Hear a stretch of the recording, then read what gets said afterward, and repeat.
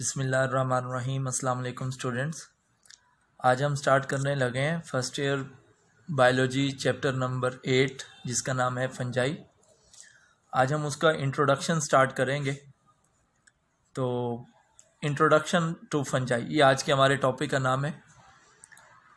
Scientist के अंदाजे के मुताबिक अब तक जितनी स्पीशीज़ फंजाई की जो हैं वो डिस्कवर हो चुकी हैं वो तकरीबन अराउंड 1 लाख हैं। तकरीबन 1 लाख स्पीशीज़ ऐसी हैं जिनको अभी तक डिस्कवर किया जा चुका है। उनमें से चंद एक स्पीशीज़ ऐसी हैं जो पैथोजेनिसिटी की वजह से मशहूर हैं, यानी वो दूसरे जानदारों के अंदर बीमारियां फैलाने में अपना रोल प्ले करते हैं। चंद एक बीमारियों के नाम लिखे हुए हैं, जैसे यहाँ पे रस्ट है, स्मट है और मोल्ड है। रस्ट कहते हैं जैसे आप गंदम के पौधे का लीफ देखें तो लीफ के ऊपर ब्राउन कलर का एक पाउडरी मास सा बन जाता है, उसको रस्ट कहते हैं। स्मट ऐसी डिजीज़ को कहते हैं जिसके अंदर पूरे का पूरा जो गंदम का स्पाइक है वो ब्लैक पाउडर शेप अख्तियार कर जाता है। और मोल्ड कहते हैं जिसको आप आमतौर पर फफूंदी कहते हैं। तो इन 1 लाख स्पीशीज़ में से बहुत सारी स्पीशीज़ ऐसी हैं जो अपनी बीमारी फैलाने की वजह से मशहूर हैं। कुछ ऐसी फंजाई हैं जो डेलिकेसीज़ के तौर पर इस्तेमाल होती हैं, मीन्स के जिनको हम खाने के मकसद के लिए जो है वो इस्तेमाल करते हैं। उनमें मोरल्स हैं, ट्रफल्स हैं और इसके अलावा मशरूम है। इसके अलावा बहुत सारी फंजाई ऐसी हैं जिनको हम कमर्शियल पर्पस के लिए यूज़ करते हैं। इसके अंदर एक एग्ज़ाम्पल है जी पेनिसिलियम की, जो एक बहुत ही इम्पोर्टेंट एंटीबायोटिक है जिसका नाम है पेनिसिलिन, इसका सोर्स है। इसके अलावा जो यीस्ट है यूनिसेलुलर फंजाई, ये बेकरीज़ और ब्रेवरीज जो इंडस्ट्रीज़ हैं उनके अंदर ये इस्तेमाल होती है। इसके बाद बात करते हैं इसके इकोलॉजिकल रोल की। बैक्टीरिया भी डिकम्पोजिशन के अंदर अपना रोल प्ले करते हैं और फंजाई भी जो मुर्दा जानदार हैं, जो डेड मटेरियल है उसकी डिकम्पोजिशन करते हैं। तो जितना बैक्टीरिया का रोल है ecological role as a decomposer, उतना ही तकरीबन फंजाई जो है वो अपना डिकम्पोजिशन के अंदर रोल प्ले करती हैं। इसके अलावा बात करते हैं टेक्सानोमिक स्टेटस ऑफ फंजाई, कि फंजाई को कौन से ग्रुप के अंदर, कौन से किंगडम के अंदर क्लासीफाई किया जाता है। तो पहले जब 2 किंगडम क्लासिफिकेशन सिस्टम था तो उस फंजाई को प्लांट के किंगडम के अंदर जो है वो क्लासीफाई किया जाता था। तो फंजाई जो थी वो प्लांट किंगडम का हिस्सा थी, लेकिन जब रॉबर्ट विटाकर ने 5 किंगडम क्लासिफिकेशन सिस्टम दिया तो इसके तहत फंजाई जो है वो एक सेपरेट किंगडम के तौर पर सामने आई। तो वो कौन सी रीजंस थी जिनकी बेस पे इन्हीं फंजाई को प्लांट किंगडम से निकाल के उनका एक अलहदा किंगडम बनाया गया, तो वो मैंने रीज़न यहाँ पे मेंशन किए हैं। रीज़न ये थी कि उनकी पौधों और जानवरों के साथ, यानी किंगडम प्लांटी और किंगडम एनिमेलिया के साथ चंद सिमिलैरिटीज़ भी थी और किंगडम प्लांटी और एनिमेलिया के साथ चंद डिफरेंसेस भी थे, जिसकी वजह से फंजाई जो हैं वो ना तो किंगडम प्लांटी के अंदर फिट हो पा रही थी और ना ही किंगडम एनिमेलिया के अंदर फिट हो पा रही थी। तो इस वजह से इसको जो है वो किंगडम फंजाई के अंदर इसको क्लासीफाई किया गया। इसके बाद बात करते हैं कि कौन कौन सी पौधों और फंजाई के दरमियान सिमिलैरिटीज़ थी और कौन से जो हैं वो डिफरेंसेस थे। तो पहली सिमिलैरिटी की बात करते हैं कि जो फंजाई और प्लांट्स के दरमियान थी, दोनों के अंदर सेल वाल मौजूद थी।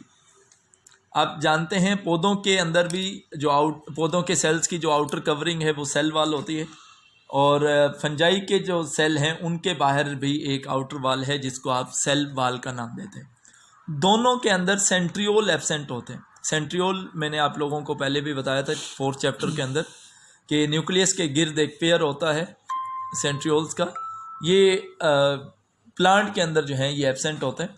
और इसके अलावा ये दोनों फंजाई और ये फंजाई और प्लांटी जो हैं, यानी प्लांट्स और फंजाई दोनों नॉन मोटाइल होते हैं, ये एक जगह से दूसरी जगह मूव नहीं कर सकते हैं। इसके बाद ये तो थे 3 सिमिलैरिटीज़ जो फंजाई शो करती थी टुवर्ड प्लांट्स। और अब देखते हैं कि पौधों और फंजाई के दरमियान जो डिफरेंसेस हैं वो कौन कौन से हैं। तो पहला डिफरेंस ये है कि प्लांट जो हैं वो ऑटोट्रॉफिक होते हैं, वो अपना जो है वो अपनी खुराक खुद तैयार करते हैं, फोटोसिंथेसिस के थ्रू, और जो फंजाई हैं ये हेट्रोट्रॉफिक हैं, ये अपनी खुराक खुद से प्रिपेयर नहीं कर सकते। तो ये पहला डिफरेंस है।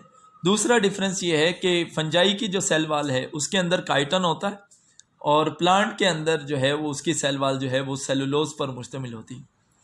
तो आप देख सकते हैं कि पहले इसको जब किंगडम प्लांटी के अंदर क्लासीफाई किया गया तो ये जो फंजाई थी उसके अंदर कुछ सिमिलैरिटीज़ थी, जो उसकी कुछ करैक्टरिस्टिक जो थी वो पौधों से मिलती जुलती थी।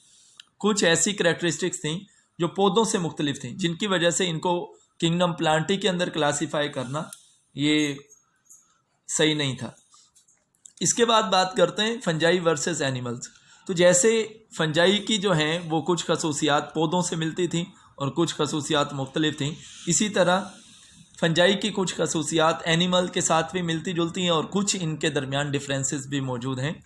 पहली रिजेम्बलेंस की बात करते हैं। दिस इज़ द ये है हेट्रोट्रॉफिक मोड ऑफ न्यूट्रिशन, कि दोनों के अंदर चाहे वो प्लांट हो, चाहे वो एनिमल्स हों और चाहे वो फंजाई हो, दोनों अपनी खुराक खुद से प्रिपेयर नहीं कर पाते हैं, तो दोनों हेट्रोट्रॉफिक हैं। दोनों के अंदर सेलुलोज नहीं होता है। इसके अलावा दोनों के अंदर काइटन होता है।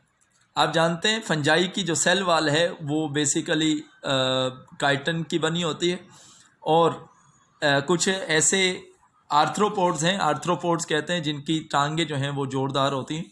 जोरदार टांगों वाले जो एनिमल्स हैं उनका जो एक्सोस्केलेटन है उसके अंदर एक काइटन एक बहुत ही इंपॉर्टेंट रोल प्ले करता है।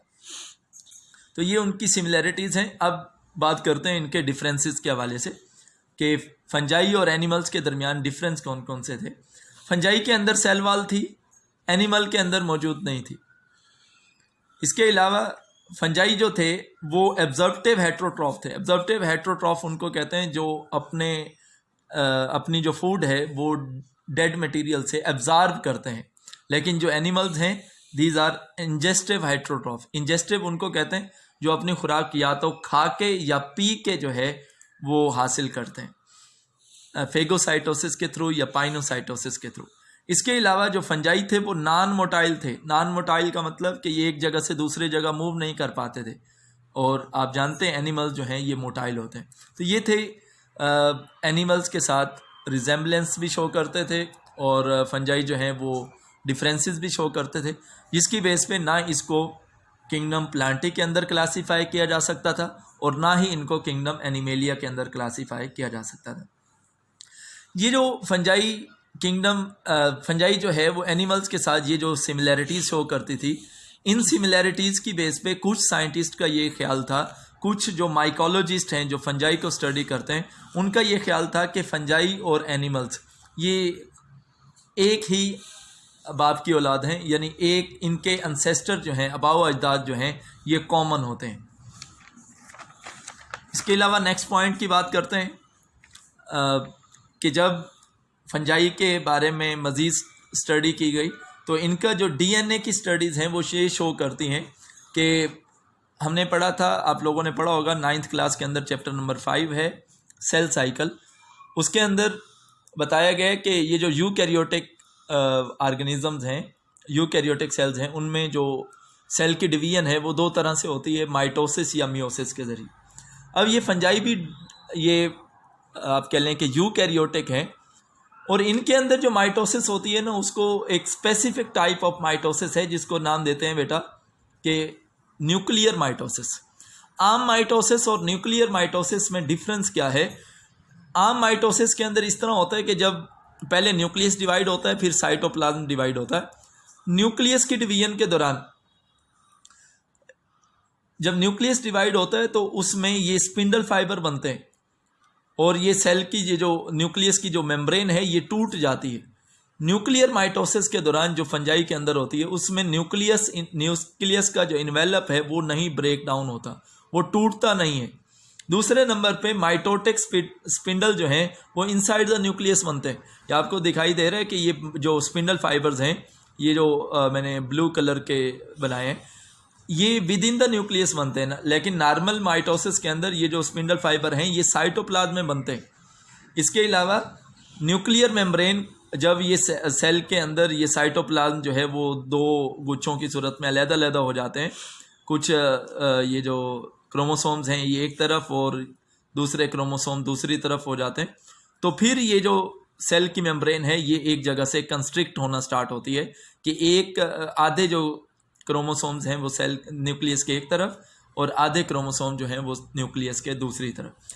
ये वो खसूसियात हैं फंजाई की जिसकी वजह से इसको ना किंगडम प्लांटी के अंदर क्लासीफाई किया जाता है और ना ही किंगडम एनिमेलिया के अंदर क्लासीफाई किया जाता है। जो most accepted kingdom classification system है जिसको आप 5 किंगडम क्लासिफिकेशन सिस्टम कहते हैं, उसके तहत फंजाई को एक अलहदा किंगडम के तौर पर रिकॉग्नाइज किया जाता है जिसका नाम है किंगडम फंजाई। ये था हमारा आज का लेक्चर। यहाँ तक आप लोगों को अगर कोई भी क्वेश्चन करना हो या कोई भी डिफ़िकल्टी हो, कोई पॉइंट समझ ना आए हो तो आप क्वेश्चन कर सकते हैं। Thank you.